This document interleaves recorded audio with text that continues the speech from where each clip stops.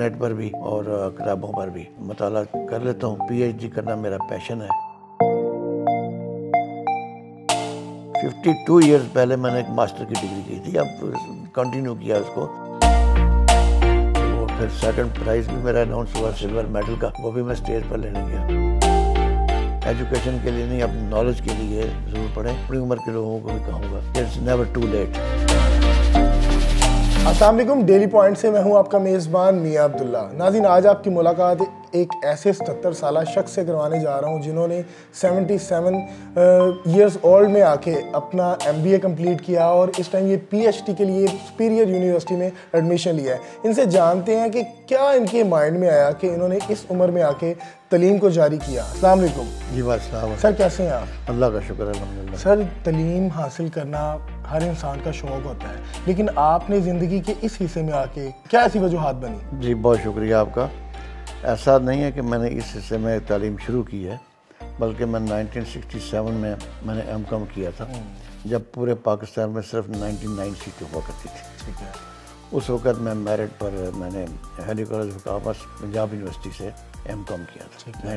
B.Com honours کرنے کے بعد اس کے بعد کچھ یوں کہہ لیے کہ عظیم الفرصتی تھی یا ٹائم کو پراپر مینیج نہیں کر سکا, اور کاروبار میں پڑ گئے. کچھ عرصہ ملازمت بھی کی, پھر کاروبار میں پڑ گئے اور کاروبار میں ہم اچھی طرح کھب گئے.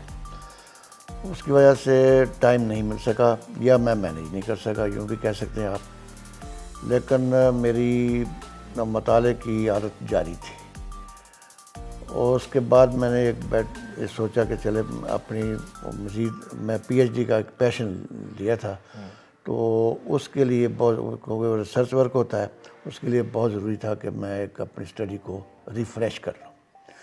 تو پھر میں نے MBA میں داخلہ لے لیا یونیورسٹی آف ساؤتھ ایشیا میں. تو وہاں سے الحمدللہ فرسٹ وقت میں MBA کر لیا.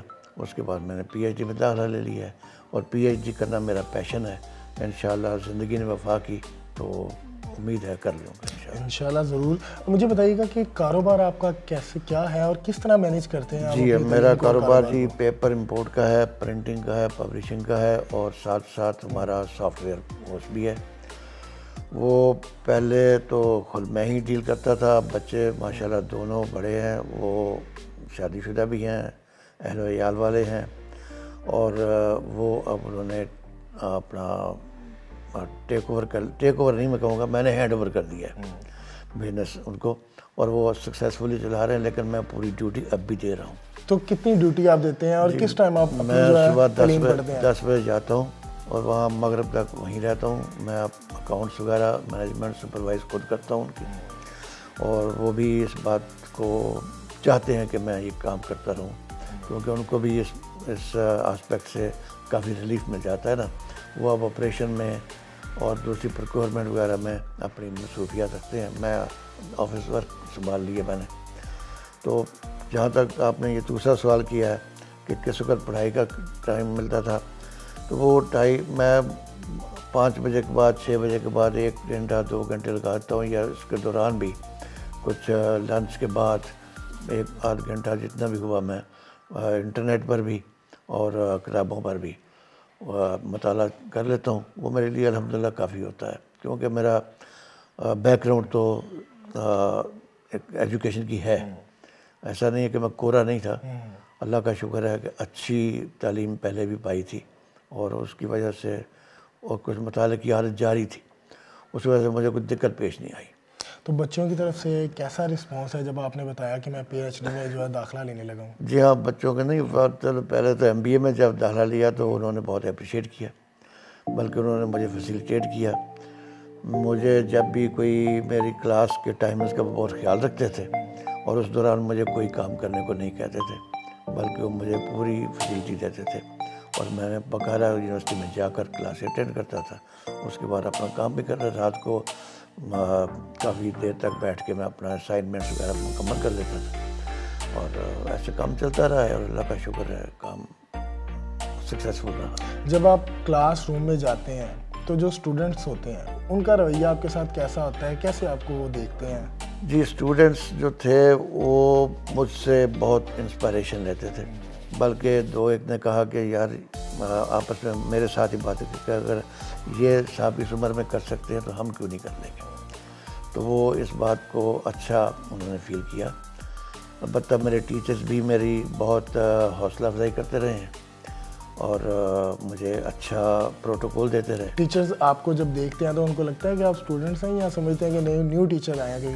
نہیں, ٹیچرز کو پہلے جب شروع میں آتا تو وہ برآمدے سے گزرتا تو اس وقت تو سب دائیں بائیں کو دھوکا ہوتا تھا کہ یہ کوئی نئے ٹیچر آئے ہیں. لیکن میرے جو ٹیچر تھے ان کو تو علم ہی تھا. وہ مجھ سے عمر میں چھوٹے تھے تو وہ الحمدللہ اللہ ان کو جزا دے, وہ میری بہت عزت کرتے تھے. کیسے آپ ان کو مخاطب کرتے تھے یا کیسے؟ میں تو ان کو سر کہتا تھا اور اتفاق کی بات ہے وہ بھی مجھے ساری کہتے تھے.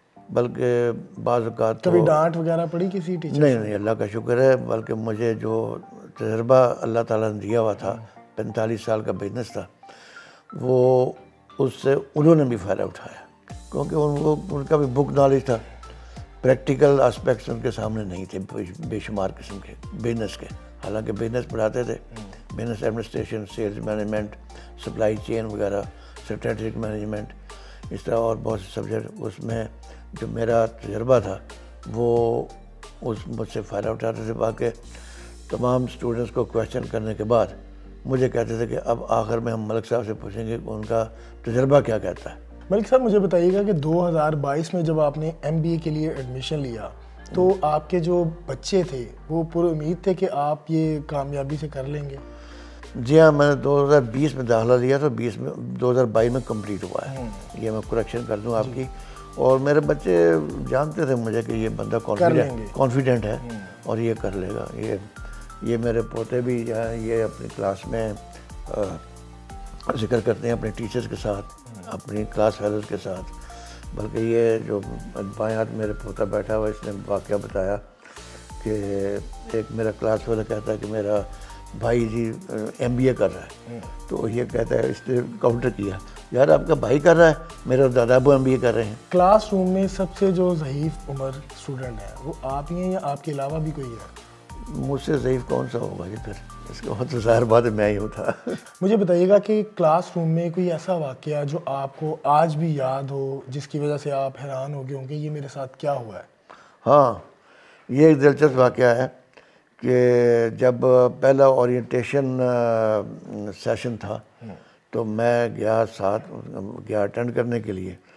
تو جو ان کے مینجمنٹ کے بندے تھے, اسٹوڈنٹس بھی تھے اور ان کے اسٹاف کے بندے تھے, وہ مجھے دیکھ کے کہنے لگے, سر یہ پیرنٹس کے لیے ہم نے یہ سیٹیں رکھی ہوئی ہیں, اسٹوڈنٹ آپ ادھر بیٹھیں. اور اسٹوڈنٹس تو میں نے کہا یار مجھے اسٹوڈنٹ ہی سمجھ لیں آپ, میں اسٹوڈنٹ ہوں. اچھا جی آپ اسٹوڈنٹ ہیں تو پھر آپ ادھر آ جائیں. پھر میں ان کی طرف یہ اس قسم کے 2-3 لطیفے ہوئے ہیں. اب یہ کانوکیشن پر بھی ہوا ہے ایسا ہی کہ میری مسز اور میرا یہ پوتا ساتھ گئے ہوئے تھے.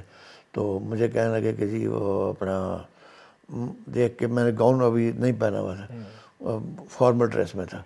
کہنے لگے جی آپ کے لیے سیٹیں تو پیچھے ہیں جی, آپ بچہ کہاں ہے آپ کا؟ مجھے اس کو آگے, میں نے کہا میں ہی بچہ ہوں, مجھے اب اسی ایج میں رکھے. تو وہ بھی الارم ہو گیا, کہنے لگے اچھا ٹھیک ہے اوکے, آپ نے ڈگری لینی ہے؟ میں نے کہا انشاءاللہ. تو وہ پھر سیکنڈ پرائز بھی میرا اناؤنس ہوا سلور میڈل کا, وہ بھی میں اسٹیج پر لینے گیا. انہوں نے خود اپریشیٹ کیا اور سارا جو مجمع تھا وہ اٹھ کے کلیپنگ انہوں نے. ماشاءاللہ. مجھے بتائیے گا کہ جب آپ ایڈمیشن لینے گئے تھے PhD کا تو آپ کو کیا کہا تھا انہوں نے کہ کون ہے جس نے ایڈمیشن لینا ہے؟ کوئی ایسا کوئی واقعہ ہوا تھا؟ نہیں, انہوں نے میرا پہلے تو ٹیسٹ لیا تھا کچھ تقریباً 1.5 گھنٹے کا. حیران نہیں ہوئے تھے؟ 1.5 گھنٹے کا ٹیسٹ وہ میں نے دے دیا تھا. پھر ایک بورڈ تھا انٹرویو کا, وہ 2-3 بندوں پر مشتمل تھا. وہ حالانکہ ہوتا یوں ہے کہ انٹرویو ٹف ہوتا ہے PhD کے لیے, اور یہ جو ٹیسٹ ہے وہ کچھ اس سے ہلکا ہوتا ہے. ٹیسٹ میں نے دے دیا, مجھے 15-20 منٹ بعد کہا لگا جی آپ کا انٹرویو ہے. میں اندر گیا تو تمام ڈاکٹریٹ بیٹھا ہوا تھا, میری شکل دیکھ کے کہتے ہیں, انہوں نے میرا صرف نوٹ کر لیا کہ یہ 1967 کا MCom ہے اور 2022 کا MBA ہے. تو انہوں نے بس اتنا ہی پوچھا کہ جی آپ کیوں کر رہے ہیں PhD؟ میں نے کہا یار میرا پیشن ہے, تو آپ کی کائنڈ گائیڈنس ہوگی تو انشاءاللہ میں کر جاؤں گا. انشاءاللہ. مجھے بتائیے گا کہ اسٹوڈنٹس جب ان کی ڈگری کمپلیٹ ہوتی ہے اور وہ یہ گاؤن پہن کے ریسیو کرتے ہیں تو اس کے بعد یہ اپنی ہیڈ کو ہوا میں اڑاتے ہیں, تو کیا خوشی میں آپ نے یہ تمام کام کیا تھا؟ نہیں, میں تو اس کو اچھا نہیں جانا کہ وہ میرے سامنے میرے جو تھے اسٹوڈنٹس, یعنی میرے کلاس فیلوز کولیگس اور لڑکے لڑکیاں, وہ خوب اس کا انجوائے کر رہے, اور بھی تمام ڈپارٹمنٹس کے آئے ہوئے تھے نا, صرف ایک ہمارا ڈپارٹمنٹ نہیں تھا, وہ تو کوئی تقریباً 20-25 جو فیکلٹیز ہیں ان کے تمام آئے ہوئے تھے, ہزاروں کی تعداد میں تھے. انہوں نے خوب اللہ گلا کیا اس پر, لیکن مجھے یہ اچھا نہیں لگا کہ یہ میرے ایک فخر کی چیز ہے, میں اس کو ہوا میں اڑاؤں. ماشاءاللہ ماشاءاللہ. میرے لیے فخر کی چیز. لاسٹ میں جاتے ہوئے ملک صاحب, ان نوجوانوں کو اور ان شخص کو کیا پیغام دینا چاہیں گے جو کہتے ہیں کہ اب میں نہیں پڑھ سکتا, اب میرے سے یعنی کہ پڑھا نہیں جائے گا, کیا کہیں گے؟ جی, وہ نوجوان اگر کہیں تو مجھے اچنبھا ہوگا, لیکن میں ان کو کہوں گا کہ ہمت ہارنے کی بات نہیں ہے.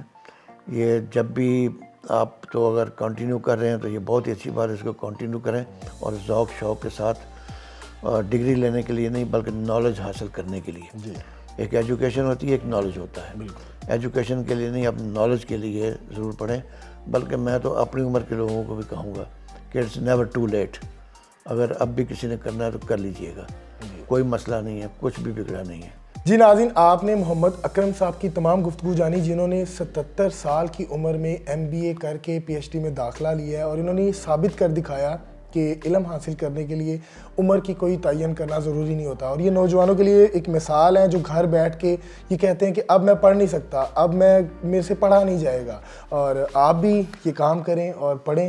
اور یہ بھی ایک میں ایڈ کرنا چاہوں گا کہ یہ میرے پڑھائی لکھائی کا شوق میرے والد صاحب کو بہت شوق. ماشاءاللہ. وہ مجھے ایک اچھی جگہ دیکھنا چاہتے تھے, تو یہ اس کا بھی نتیجہ ہے کہ میں ان کی روح کو بھی خوش کر پاؤں کہ وہ میں آج اس مقام پر ہوں.